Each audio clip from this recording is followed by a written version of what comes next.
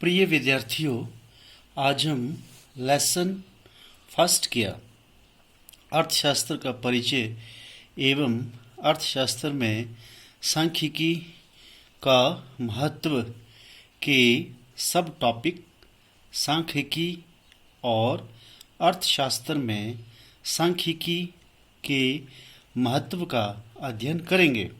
बच्चों, जैसा कि नाम से स्पष्ट है, सांख्यिकी मीन्स संख्या। आओ हम सांख्यिकी को स्पष्ट करने के लिए एक आसान सा उदाहरण लें। मान लो किसी सरकारी विद्यालय में जमा 1 के अर्थशास्त्र के विद्यार्थियों का 10वीं में प्राप्त अंकों का प्रतिशत निम्न तालिका में दिया गया है। इस तालिका में दिखाया गया है विद्यार्थी ए के 10वीं में 82%, विद्यार्थी बी के 59%, सी के 72%, डी के 80%, ई के 51% अंक प्राप्त हुए हैं। और इस प्रकार से इस सारणी से हमें 5 बच्चों की उपलब्धि का स्तर पता चल रहा है। बच्चों, विद्यार्थियों के अंकों की इस प्रतिशतता से हमें उनके समूह की उपलब्धियों के बारे में पता चल रहा है। अर्थात यह एक उदाहरण सांख्यिकी का उदाहरण है। और एक और उदाहरण हम और लेते हैं, जिससे कि हम सांख्यिकी का अर्थ आसानी से समझ सकते हैं। जैसे भारत में प्रति व्यक्ति औसत वार्षिक आय that is per capita income in India वर्ष 2019-20 में लगभग ₹1,14,000 रही है। अर्थात इन आंकड़ों से भी हमें भारत के प्रत्येक व्यक्ति की वार्षिक औसत आय का अनुमान लगता है। बच्चों, यह भी सांख्यिकी का एक उदाहरण है। आप अपने आप भी इस तरह के अनेकों उदाहरण देख सकते हैं। ऐसे उदाहरणों से हमें किसी समूह के बारे में पता चलता है। बच्चों, सांख्यिकी की जो परिभाषा है उसको हम सबसे आसान शब्दों में यूं कह सकते हैं, तथ्यों को संख्या के रूप में व्यक्त करना, that is facts in numerical form is called statistics. विद्यार्थियों, अर्थशास्त्रियों ने अर्थशास्त्र की परिभाषा को 2 भागों में वर्गीकृत किया है। पहली परिभाषा एकवचन के रूप में और दूसरी परिभाषा बहुवचन के रूप में। बच्चों, एकवचन के रूप में सांख्यिकी को आंकड़ों का विज्ञान कहा गया है।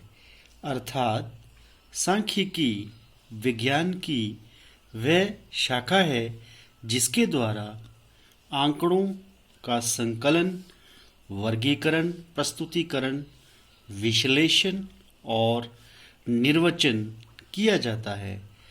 अर्थात आंकड़ों का विस्तृत अध्ययन करना ही सांख्यिकी है।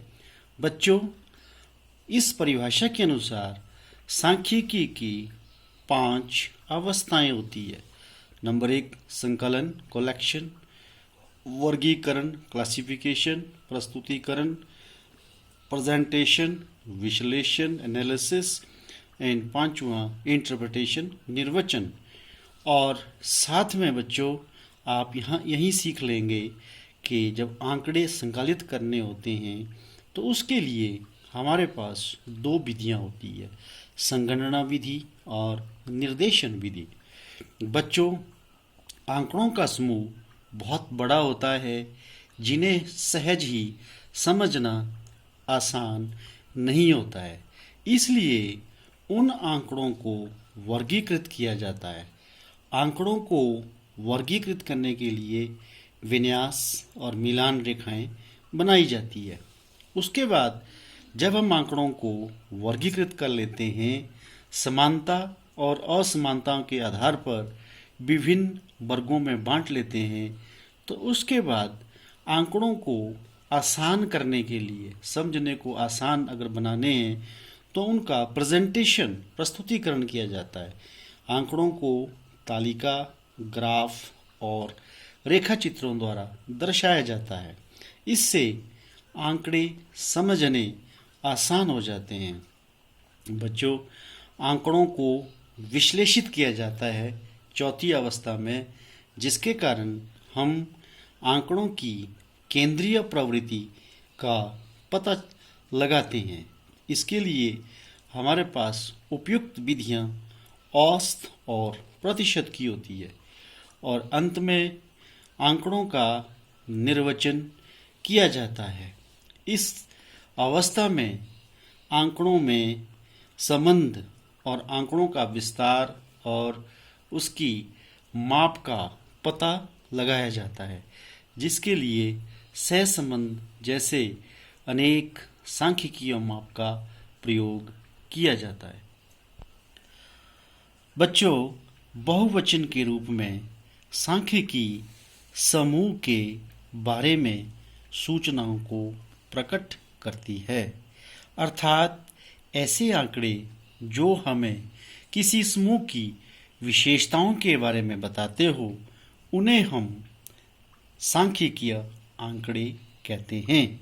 एक आसान सा उदाहरण बच्चों आपकी कक्षा का ही मान लीजिए कि किसी सरकारी विद्यालय में जमा 1 और जमा 2 कक्षा में विद्यार्थियों की संख्या सारणी के अनुसार जमा 1 में 80 विद्यार्थी और जमा 2 में 75 विद्यार्थी अध्ययनरत है, अर्थात दोनों कक्षाओं में 155 विद्यार्थी अध्ययनरत है।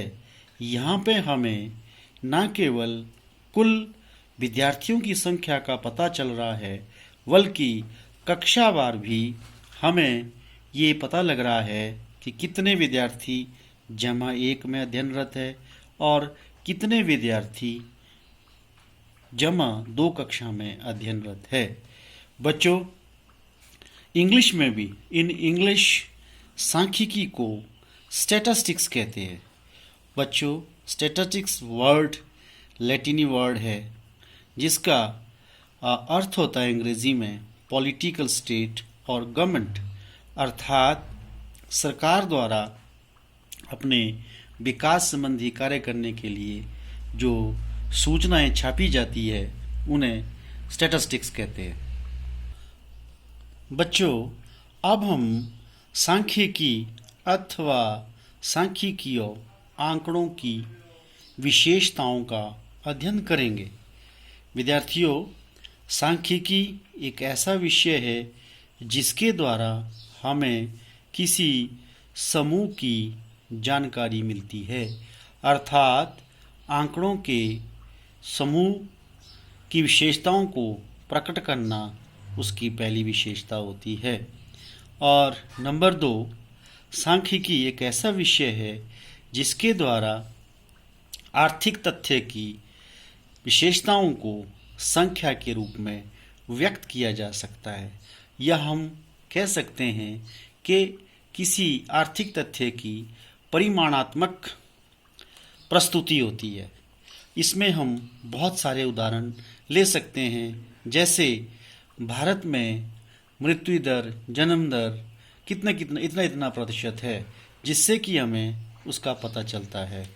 और तीसरी विशेषता आती है, आंकड़े अनेक कारणों से प्रभावित होते हैं। फॉर एग्जाम्पल, जैसे हमारे पास मांग संबंधी आंकड़े हैं। बच्चों, मांग जो है न केवल कीमत पर निर्भर करती है, बल्कि उपभोक्ता की आय, अन्य संबंधित वस्तुओं की कीमतें इत्यादि अनेक तत्वों में परिवर्तन से प्रभावित होते हैं। नंबर 4, आंकड़े किसी पूर्व निश्चित उद्देश्य के लिए एकत्रित किए जाते हैं। उदाहरण के लिए, जैसे आपके गांव में यदि शिक्षा संबंधी आंकड़े परिवार से एकत्रित की जाए तो वहाँ पे उद्देश्य होगा कि इस गांव में कितने लोग शिक्षित हैं, कितने अशिक्षित हैं। नेक्स्ट आता है अर्थशास्त्र में सांख्यिकी का क्या महत्व है। बच्चों, आप ये भांप गए होंगे कि हमारा विषय तो अर्थशास्त्र है, लेकिन अर्थशास्त्र में हम सांख्यिकी विषय का अध्ययन क्यों करते हैं, इसका क्या मतलब है। तो सबसे पहले इसकी इम्पोर्टेंस नंबर 1 है कि सांख्यिकी एक ऐसा विषय है जो आर्थिक तथ्यों को परिमाणात्मक रूप में अभिव्यक्त करता है। क्योंकि अर्थशास्त्र में आर्थिक तथ्यों का अध्ययन किया जाता है, अतः उन्हें संख्या के रूप में अध्ययन करना आसान हो जाता है। नंबर 2, तथ्यों की अंतरक्षेत्रीय तथा अंतरसमय तुलना करना भी सांख्यिकी से आसान हो जाता है। नंबर 3, आंकड़ों के समूह में कारण परिणाम संबंध ज्ञात करना। सांख्यिकी एक ऐसा विषय है जिसकी सहायता से विभिन्न आर्थिक चरों के कारण और परिणाम का संबंध ज्ञात किया जाता है। नंबर 4, सांख्यिकी के द्वारा अर्थशास्त्री आर्थिक सिद्धांतों का निर्माण करते हैं। नंबर 5, सांख्यिकी के ज्ञान द्वारा अर्थशास्त्री आर्थिक भविष्यवाणी भी करते हैं। बच्चों, अब हमारा अंतिम प्रश्न है, सांख्यिकी की सीमाएं। इस विषय की कौन कौन सी कमियां हैं। नंबर 1, सांख्यिकी केवल संख्यात्मक तथ्यों का अध्ययन कर सकता है। गुणात्मक तथ्य जैसे ईमानदारी, सुंदरता इत्यादि का अध्ययन नहीं किया जा सकता है। नंबर 2, किसी विशेष इकाई का अध्ययन नहीं किया जा सकता है। केवल समूह का ही अध्ययन सांख्यिकी से किया जा सकता है। नंबर 3, विद्यार्थियों, सांख्यिकी के परिणाम केवल औसत रूप से ही सत्य होते हैं, पूर्ण रूप से नहीं।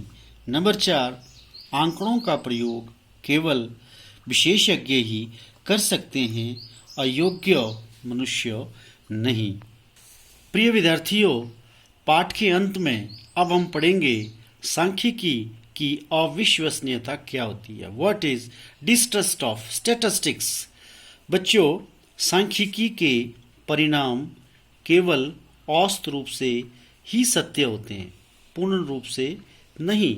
किसी श्रृंखला के केंद्रीय प्रवृत्ति को औसत से दर्शाया जाता है।